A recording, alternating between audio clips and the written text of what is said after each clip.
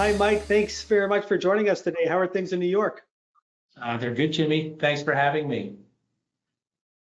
Mike, I'm looking forward to this discussion, but before we examine the nuclear industry in detail, why don't we just start with a brief overview of your firm, Sachem Cove Partners. Where is the firm based, and also what is the firm's mandate?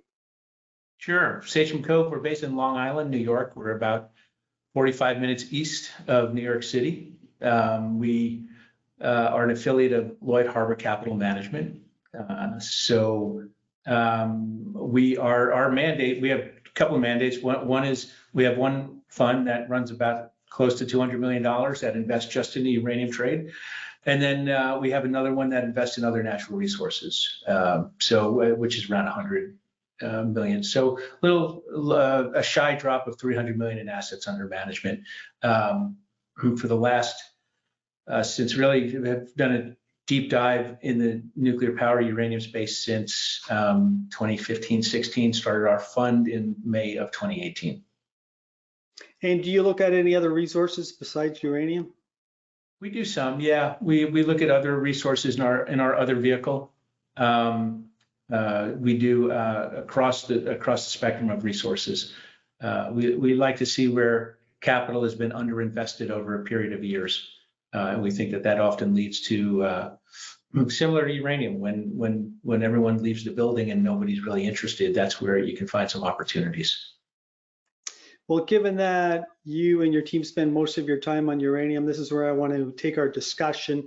And I want to start with a top-down approach, beginning with supply and demand, just to frame how compelling this trade is. So why don't we just start right there? What is the annual supply and demand, and we'll take it from there. Sure, Jimmy. So we're coming out of a period of excess supply for a number of years. Those of your listeners who aren't familiar with the Fukushima nuclear event in March of 2011, at the time, Japan was 13% of global nuclear power demand. So it was very large. It had 54 reactors. And when the tsunami caused a tidal wave that breached the seawall, and it caused the meltdown at Fukushima, over the next few years, we basically saw all the reactors in Japan go offline. And as you can imagine, the supply chains are a couple of years it could take for the nuclear fuel cycle. It's not just uranium into a reactor. It goes through many stages. You get a backup and you wind up with excess supply. You have orders being taken that may not be being used. You had a whole next several years, there was fear in the marketplace. Some countries were reducing their dependency on nuclear power. France, South Korea, Japan, obviously. Parts of some U.S. reactors were closing. The UK, the same situation. Germany had decided they had already started to wean themselves off, but they were a major nuclear power producer at one time. So that period of 2012 through 2017 was 2018-ish, but 2017, it really was a period where there was a lot of uncertainty. So you had nuclear fuel buyers certainly weren't in the mood to step up and recommit to lots of long-term contracts. And the market has been defined over cycles. 80 to 85% of what gets bought under long-term contracts, 7, 8, 9, 10 plus years, simply because there's no substitute for uranium. You can't gas to coal switch when you have a nuclear reactor. So, but that changed, and there was a surplus in the market for a number of years. You were looking at, if I look at just, let's use UXC as the bellwether industry consultant that puts forecasts and price reporting out there. They would show you there was about 165-ish million pounds per year consumed from 2015-16 through 2022 on average, about that. But and then you saw mine supply of about 140 million pounds on average during that period. And when I say the demand, by the way, the number, that's for uranium requirements. Not talking if there was any inventory builds, any utilities adding some for inventory or anything else. That's pure requirements. And we'll talk in a minute, requirements aren't requirements because that impacts supply and demand. But, and you were looking at about 140 million pounds of primary production. but you saw 60 million pounds of secondary supply come into the market. And that came into the market in the form of re-enriched tails, MOX, which is another type of fuel, but huge inventory drawdowns because inventories were backing up in the system. So utilities, rather than going out and replenishing their supply, for context, utilities since 2012 have been replacing their annual consumption at a rate of just under 40%. So every pound consumed, they're not replacing it with long-term contracts. Why? They were drawing down inventories. They were drawing down, on average, 25 million pounds per annum of inventories. Of that 60 million pounds, 25 on average was coming from inventory drawdowns. So you had an excess supply in the market of 30, 35-ish million pounds that had to be chewed through, right? So, and the market bottomed in November of 16, and the price of uranium was about $18 per pound. And then what you saw was a period of the market just healing itself. And now you've gone from 18 in the spot market to 52, 51, 52 in the spot market. And inventories have come down tremendously. And so you are now in a period of time where 2017 marked the bottom of nuclear sentiment. Fast forward to 2022, 2023, and the nuclear sentiment has done a 180, especially from a demand standpoint. All the countries I mentioned before, let's use France as an example. 75% of their electricity is generated by nuclear power. After Macron took office in 2017, the French energy minister came out and declared they were going to go to 50%. They were going to close a number of reactors. Fast forward to today. The reality of what they just have to look next door to their neighbor, Germany, who's tried to wean themselves off. CO2 emissions are up, costs are materially higher, and they want to importing some nuclear power from France. So they don't want to replicate that. So not only have they said we won't go down to 50%, but our 75% number is going to stay, and we're going to build 14 new reactors along the way by the 2030s. You've seen that in the UK. You've seen that in Japan now is restarting. They put all reactors to life extensions of 60 years, and there's a major push to get them going. South Korea did a complete 180. When President Moon was elected, he had wanted to phase out nuclear power. He shut down the reactors over a period of time. New reactors under construction stop. That's changed. So what does that mean? If we look at UxC's estimate of demand from 2023 through 2030, and when I say demand, I'm just talking reactor requirements. We're looking at around 200 million pounds per annum, up from the 165 that it was. And that's where it's really important, though, Jimmy, when we talk about supply and demand, the demand side of the equation is really important to understand nuclear math and how a pound of uranium today to feed a reactor might not be worth the same pound of and I don't mean in price, I mean in the amount of uranium needed at another time. And it all is driven by the amount of enrichment capacity that exists in the world. The enrichment capacity drives to a certain extent, but it could be the difference between 10 to 20% of annual uranium requirements. So when the enrichers have a lot of excess capacity in the market, you think of an enricher. It's a combination of force and feed. Not all pounds are created equal. It all depends on enrichment capacity. And without getting into the details, at the enrichment plants, they can enrich different amounts of uranium. They could use different amounts of uranium to meet the world's reactor requirements. And it all depends on the amount of capacity. When there's too much capacity, they don't need as much uranium to make the same amount of enriched uranium product. When there's too little capacity, that's called underfeeding, by the way. When there's too little capacity, they need more uranium to make enough enriched uranium to feed the world's reactors. It's just the way the enrichment market works.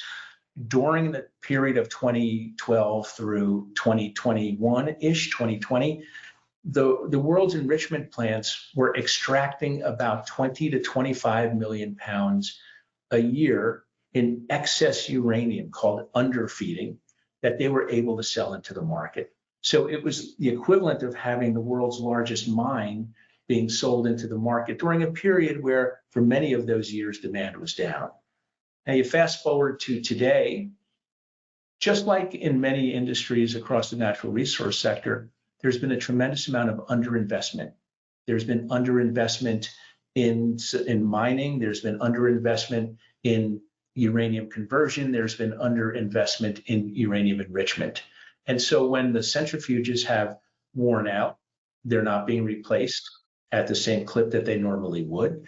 And so this lack of investment has led to a lack of available supply. And what is happening there? Why? Because in February 24th, the Russians invaded Ukraine, and the Russians control almost 40% of the enrichment market. The Russians control 27% of the conversion market. The Russians control 14% of the uranium market. And so, but at the enrichment plant, what you're starting to see is the Western consumers, the United States, which gets 25% of its enriched uranium from Russia, Western Europe, 30%. They're starting to look at alternative plans, self-sanctioning, if you will. And so when that happens, they need to turn to the couple of Western enrichers, Orano or Urenco, but there's only a couple of them. And so what winds up happening is that capacity at those enrichers gets really tight. And as you look forward in the world, as I said a few minutes earlier, tight capacity means you need more uranium to enrich for the same amount of reactors or for a certain amount of reactors. To put it in context, Jimmy, when uranium enrichment is used, they use something called tails. And it's just, think of a waste stream. As capacity gets tighter, they're going to use higher tails. You can use, they could consume, if they went to, let's say, 0.2 to 0.3 tails, that might be, you might need in that 20% more uranium to enrich. So the world's reactor requirements could be as much as that much higher. Conversely, over the last several years, it could go down a lot.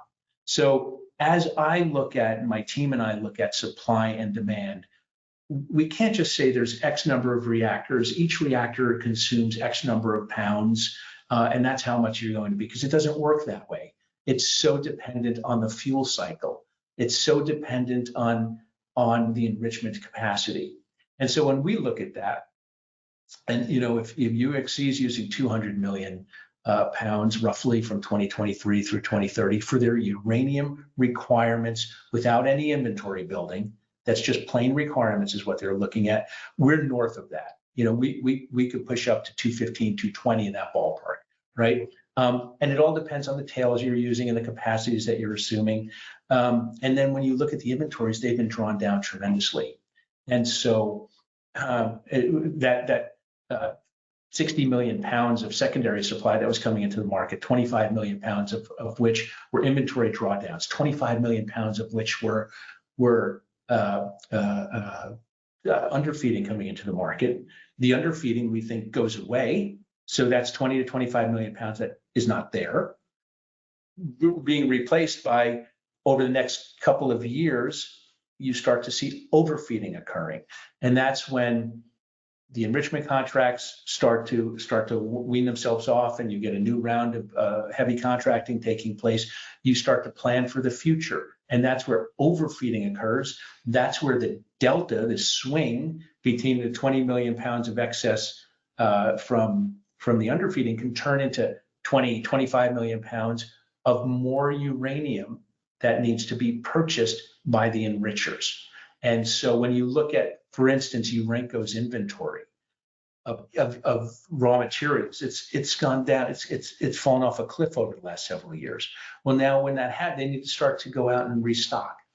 So as we look at supply demand, and again, these are, we're not held to forecast. It's hard to forecast, right? But if you're use UxC's numbers of 200 million pounds, the primary mine production has been challenging. One of the things, Jimmy, if you look out there, and if you were to say all state-owned pounds on a supply side were 110, 120 million pounds, That's all state-owned. That they're not all low-cost pounds. The Chinese pounds are extremely high cost, right? So the 15 million pounds that they do in Namibia, very high cost.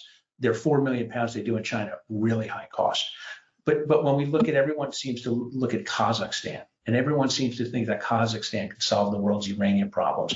Somebody told me recently about an interview where somebody was saying that they were told that if Kazakhstan had $100 million, they could pump as much uranium as they want out there. So that's so ridiculous. It's so absurd.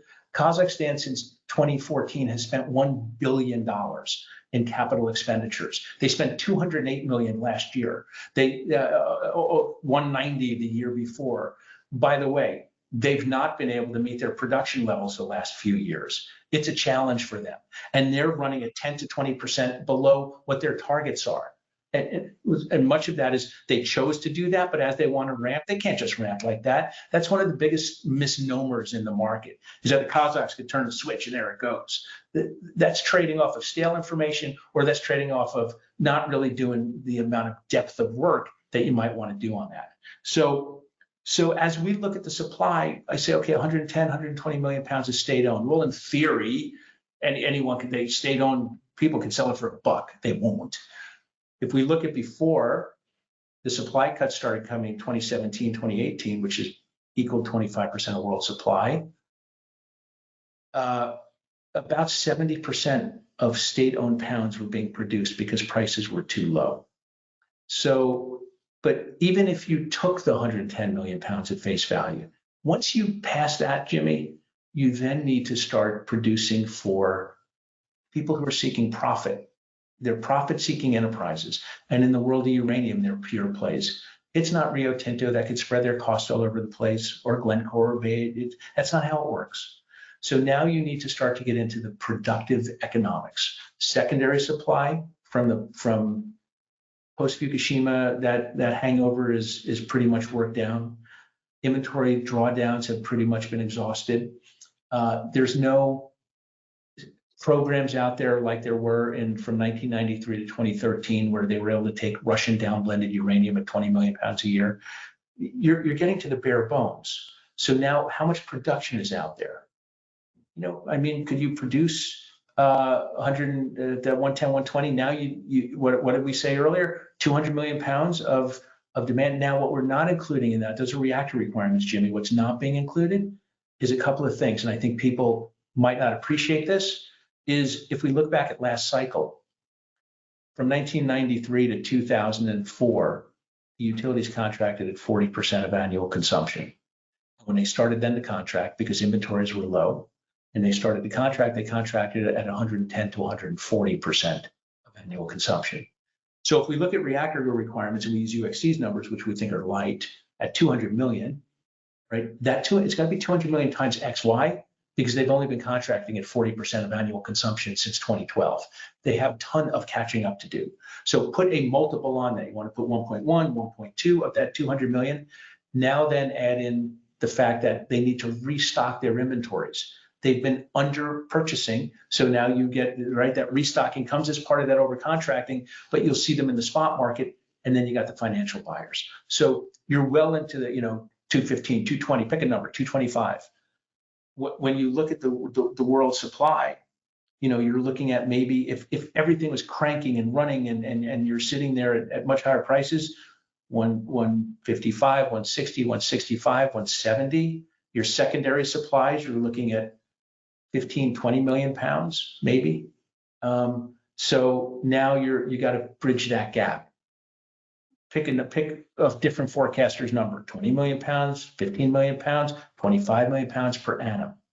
So you're looking at a big number between what the period we just came through. And the last thing I'll say on supply and demand is, I mentioned that in the last cycle, 1993 to 2004, contracting was very low as a percent, and then it went crazy. And what happened? From 2000 to 2004, the price of uranium bottomed at $7 in December of 2000, roughly. 7 to 10 to 12 to 15. By the time 2005 came around, you went from contracting 70 million a year before to 240 million in 2005. And during that time period, if I were, the next year came, and oftentimes the world today, the 5 people in the world who care about uranium, but they look at the last cycle and say, well, the last cycle started because Cigar Lake Mine, the biggest mine in the world, was scheduled to come online and it flooded. So the true statement part of that was the Cigar Lake Mine flooded. All the other stuff is BS, because the Cigar Lake Mine flooded, the big flood, in October of 06. By that time, the price of uranium had gone from 7 in 00 to, by the time contracting started in 05, you're talking, it was in the 40s. So it had already climbed 6x. Contracting started. And by the time the Cigar Lake flood came around, uranium's in the 50s. But if I were a fuel buyer back then and I was looking at my supply demand, and they buy out 6, 7, 8, 9, 10 years. But if I said, let's look out 6 years forward, what's the surplus demand or deficit in the market? They would have seen a surplus before the flood of 125 million pounds looking 6 years out. Now, fast forward, the flood comes in October of 06. By the first quarter of 07, you know that there is not that mine coming online for a long time. What does the surplus deficit look like over the next 6 years? Over 200 million pounds. The forecasters at the time added some more mine supply, they reduced demand a little bit, but there was never a deficit. And the price of uranium went from 50-ish to $137 a pound. And all it needed to go was in the 60s, but it went nuts. Why? Because you had 15 years or so of under contracting, you had complacency, you had there's always enough inventory out there, nobody thought about anything, and then just stuff happens. And when supplies are tight, that happens. Fast forward to today, I talked about demand, mine supply, secondary supply, underfeeding to overfeeding.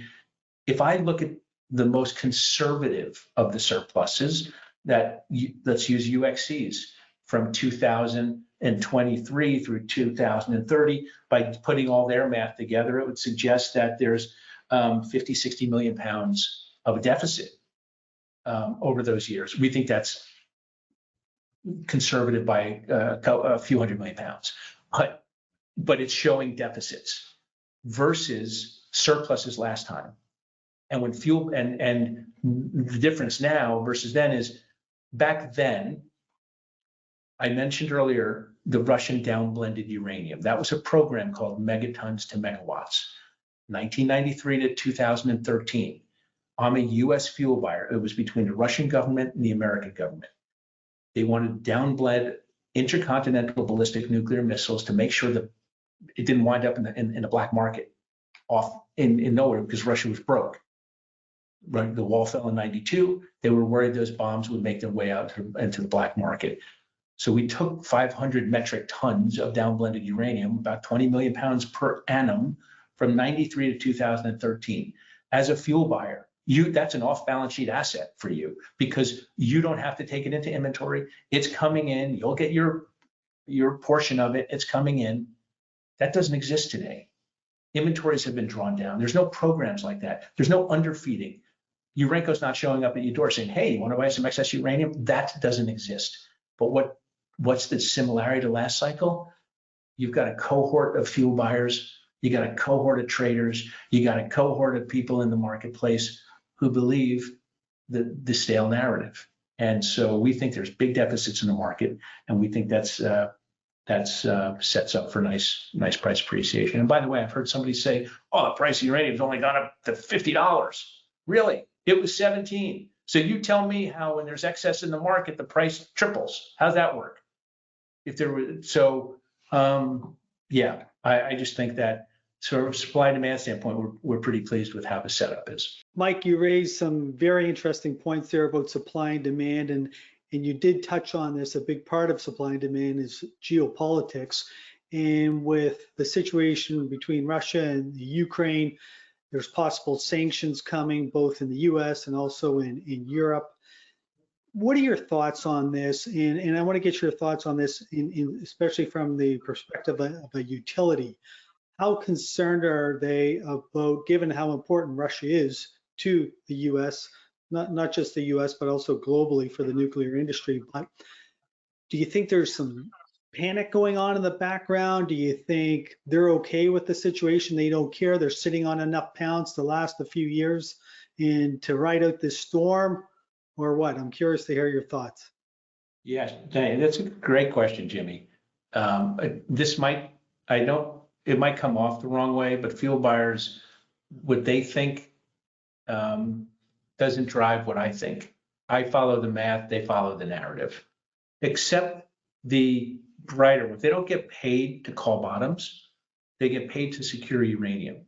They don't get paid to be heroes. They don't get paid to put their, to put their neck on the line and say, okay, I'm saying 20 is the bottom, 30 is the bottom. That's not what they do.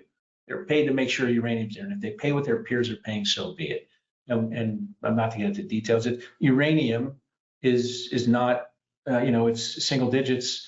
The front end of fuel cycle is 20, 25%. Uranium, depending on the price, could be 5, 8, 10%, somewhere like that, versus coal or gas, which is 80 and 90% of the cost. So they're not paid to call bottoms. They're not paid to be heroes. I've been told since I've been in this investment by fuel buyers since 2017, going and showing up at nuclear power conferences around the world, that I was clueless for wanting to invest in uranium before we started the fund, and that there's all this uranium out there. There would always be all this uranium, and prices at 18 were not only staying there, they were going down. And I've heard that, but yet I couldn't engage people in the supply-demand conversation where we've spent tens of thousands of hours understanding the macros. Another thing I heard recently, somebody was calling it noise, I think is what it was, that studying the macro uranium is noise. I'll take the other side of that bet all day long, that it's not noise, because the price of uranium has tripled while noise has been occurring, and people are just trying to figure out, we haven't even seen the real contracting hit the market. To your question, are fuel buyers panicking? Let's go back to the fuel cycle, 3 stages of the fuel cycle. Enrichment's 40% Russia, 27% conversion, 14% is uranium. So the pinch points, the places where there's very few choices, there's 2 entities, well, 3, but really 2 big ones that could enrich uranium right now in the West, right? There's tens of mines that can produce uranium. So as there's been awareness that there's some stuff going on geopolitically, you've seen people start to talk about moving their enrichment to the West. The price of enrichment last year was 50, 55. It's now 135. The price of conversion a few years ago was $4. It's now $40. It was $20 when the war started, right? So these things have moved because there's less of them. There's only a couple of converters in the West, a couple of enrichers in the West. So fuel buyers last year, the prices they doubled in that. So that's where they focused their time and energy. But those 2 things are services. You enrich UF6, which was U3O8, uranium. You convert uranium to UF6. And when you look at the inventory levels of those, they've gone down precipitously. They need to restock those.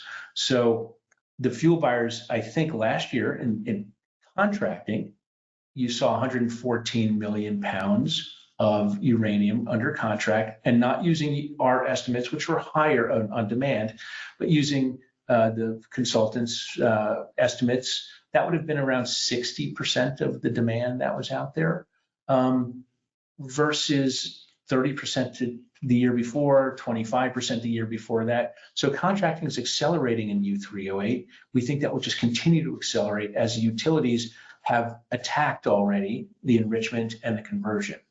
But if you were to call fuel buyers, and we see them at conferences, we present at nuclear industry conferences, have several conversations, and it's remarkable to see some of them still don't believe it. The same people who told us at 18 and 20 and 25 and 30 and 35 and 40 and 45 that we're wrong. I don't know at what point they put the white flag up and say, you guys might have had a clue. And then there's others who are out there securing contracts right now. And those are the ones who we would say are ahead of the curve. And it's no coincidence that they're the biggest ones out there, many of them. And so, yeah, we think 2023, we think 2024, 2023, you see an accelerated number off of last year. And we think that continues. We think that they'll, you ask about panic. I don't like to use those superlatives because it gets, what I think is last cycle, they contracted at a much higher rate than they consumed once they started contracting because they had contracted at a much lower rate than they consumed. It's the same pattern here. The difference is there are deficits here versus surpluses last time. So I think that will start to come into play. Mike, that was a nice overview of the supply and demand market. I want to move this discussion now towards the term market. This is the most important market. 80% of all trading occurs in the term market. And according to UXC, 100 million pounds traded in 2021, or 100 million pounds was contracted in 2021. 114 million pounds was contracted in 2022. And we saw some very strong numbers out of Cameco recently. They've already came out and they said they have an additional 80 million pounds contracted already. Where do you think this number goes in 2023? Jimmy, I can't give you a number as to how many pounds get contracted. There were 114 million pounds last year. We think it's well north of that this year. We're already off to a really big start. On the SWU side, right? Last year, there were 23 million units of SWU at enrichment. Think of it, and SWU is a separative work unit. That's a unit of enrichment. In the first 5 weeks, you've seen 25% of that contracted. They need the uranium for that. You've seen this big number come out already. UXC has doubled the amount of uranium from the beginning of the year till 6 weeks now. They've doubled the amount of uranium they think will be contracted for. Right? They were starting the year at a much lower number, and now they're at a much higher number. So, what you tend to see in uranium is it climbs a wall of worry, right? A wall of doubt, a wall of worry, 2 steps forward, 1 step back. So we think that will continue at a greater pace this year. And I just want to go back when I was talking about supply demand earlier. We're looking at all the new mines, permitting when they could come in, depleted mines, CapEx expectations, and all of these other things that we think come in by 2030. We don't 2035, 2040. That's fairy dust time. I mean, who knows, right? We're talking about how much productive economic pounds are out there that can be tapped, and you can sign contracts for it. You're going to deliver to those utilities a few years forward. That's what we're talking about. And given that these utilities have been so aggressive here in the early part of the year, maybe the word is that I should be using, maybe it's not panic, but maybe it's more concerned. Do you think utilities are very concerned about what's happening right now? Jimmy, I think so. I would say concern, they should watch what they do, not what they say, right? So one of the things we always look at is one of the consultants out there puts out a biannual survey. And if you go back and look, which we've done, I can promise you that where's the price going to be in 1 year and where's it going to be in 5 years? And in those surveys, they're regurgitating what they're being told by that consultant during the year.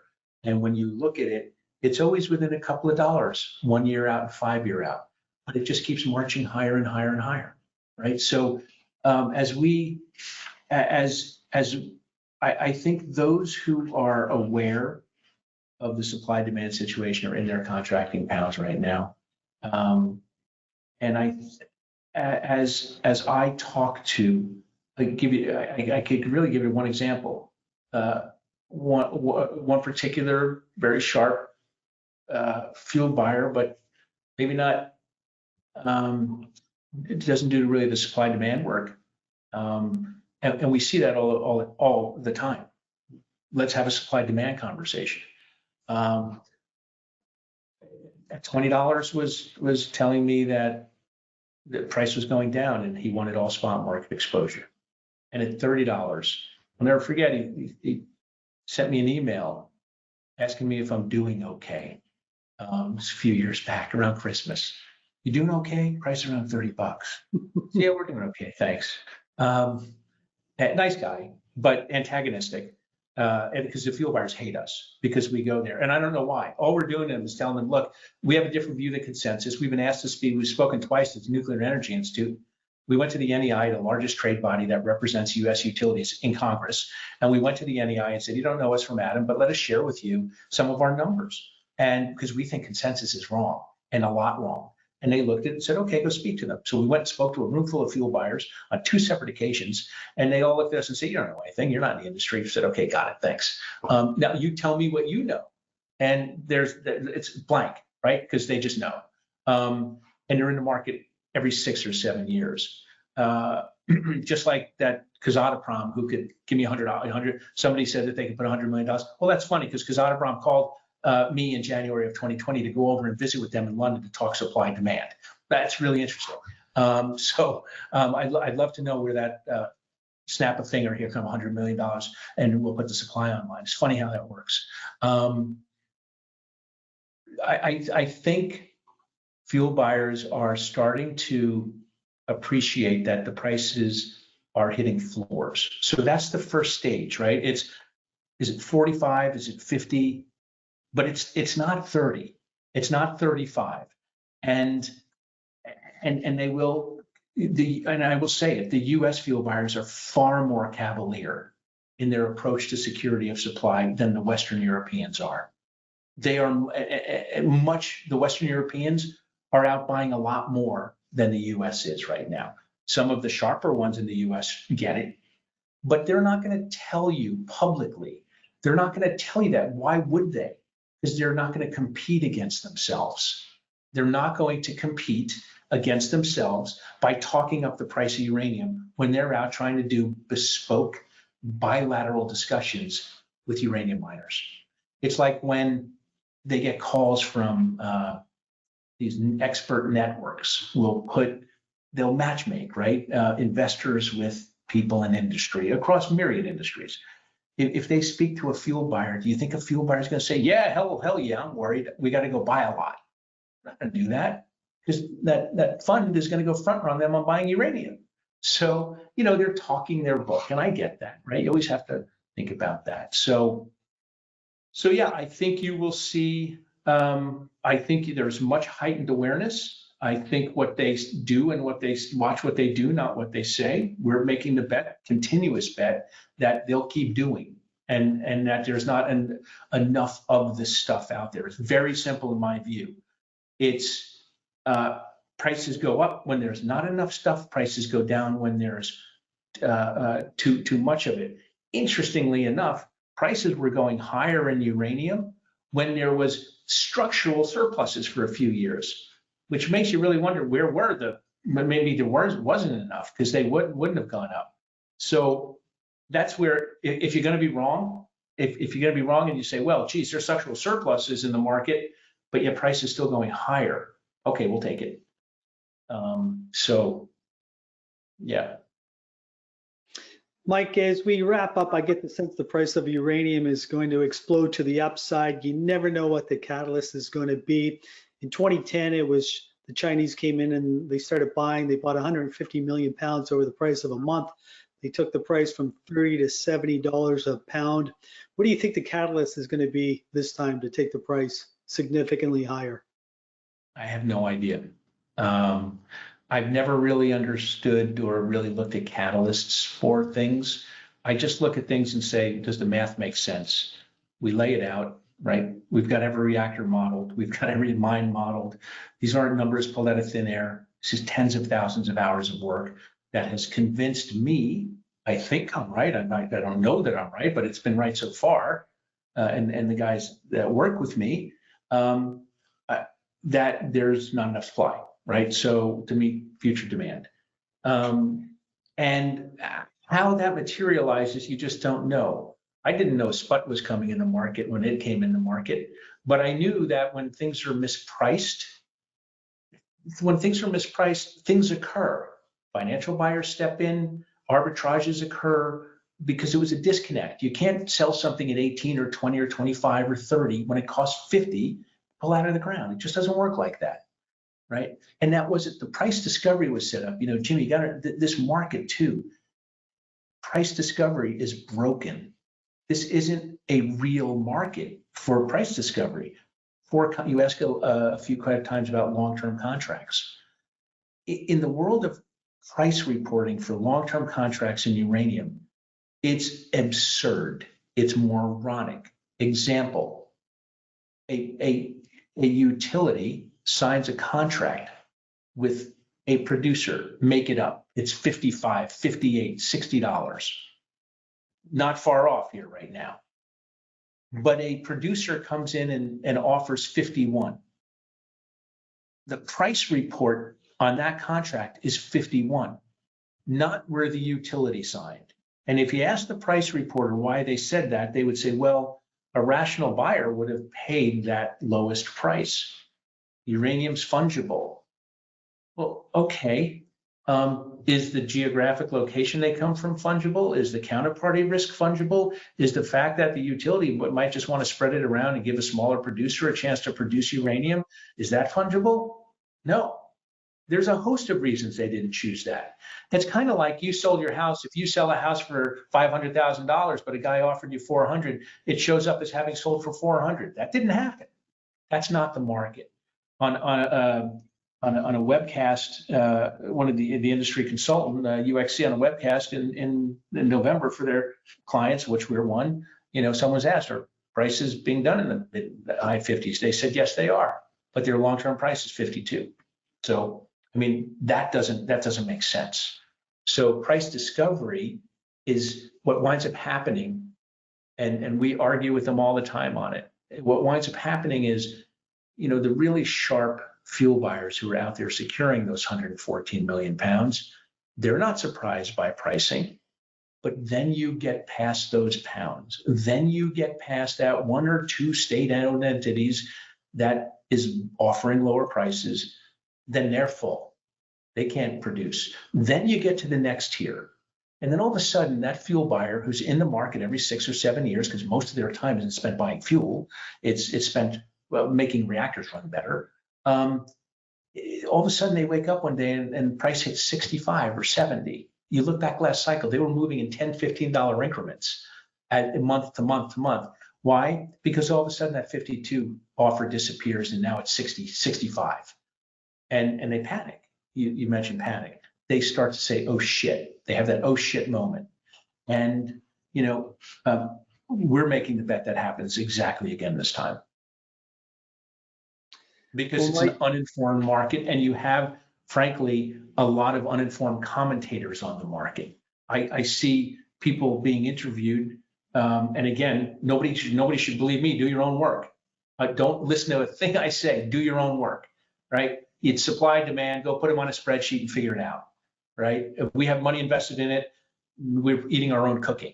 So that's what we think. But everyone should do their own work. But I see some commentators being interviewed, and it gets around, and no, this one said that. The math is structurally, factually, ridiculously wrong.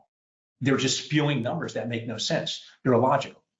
Complete nonsense. So you have to just know, you have to do your own work on it. I don't care if anyone ever believes that we think someone else's work, that we observe someone and say, wow, they're opining on the market, talking their book, and throwing out numbers that are nonsensical. Awesome. That's just another source of alpha for us. That's another source of somebody just talking nonsense. Mike, given how bullish you are on the price of uranium and where the price is going, I can't let you go without finding out what your target price is on uranium for not only this year, but next year. So, Jimmy, we use in our modeling, we'll use $75 and $80 uranium.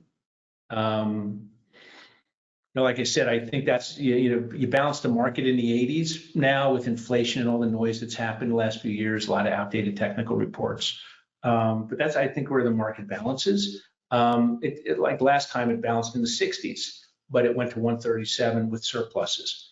So here we use that, in our modeling. I think it probably goes higher. I've seen people say it goes to too high. I have no idea. I don't need for it to go there for our limited partners in our funds to be pleased, and for me to be pleased with that. So we try and look at it that way. I don't know. It will go where the market takes it. The fundamentals are such where we think, again, we could be wrong. I think we're right. We think there's a structural deficit that the market is facing. And Jimmy, I should point out, I don't mean day-to-day facing, right? Because people are now they look at the spot market. Oh, it was up 25 cents, it was down 25 cents. The spot market is yesterday, that's passing. That was very relevant from 2012 to 2020, when there was huge 2020-ish. There were still pounds being there. There were still carry trades taking place, right? What's a carry trade? A trader goes out and tells a utility, don't sign a 7-year contract. There's a lot in the market. We'll use our balance sheet, big investment bank, or use our balance sheet. We'll carry it on our books for a couple of years. We'll charge you an interest rate plus a little carry fee. And when you go back 2 years from now, you'll get lower prices, right? But they had to go to the spot market and buy those pounds. The pounds had to be there, and they were. But that's past. So when I'm talking structural deficit, I'm talking utilities en masse come to contract what their consumptive needs are on an annual basis. And that's where we think there's a large structural deficit. So where prices go will be the mood of the buyers at the time the first one realizes, shit, I'm out of luck. And I think you're getting there, right? 14 million pounds last year. That's up from 75 million pounds. It's a meaningful increase. And now you start off the year here. All of a sudden, Cameco signs a big deal with Ukraine. Well, those are Western pounds that are out of the market now. Now you got to go replace those. So, we'll see. Well, that was a great discussion, Mike, and I want to thank you for spending time with us today, and I look forward to our next discussion. Thank you, Jimmy. And again, I just want to go back. People need to understand enrichment math. They need to go and when you're talking about requirements, understand that. So thank you, Jimmy. Thank you.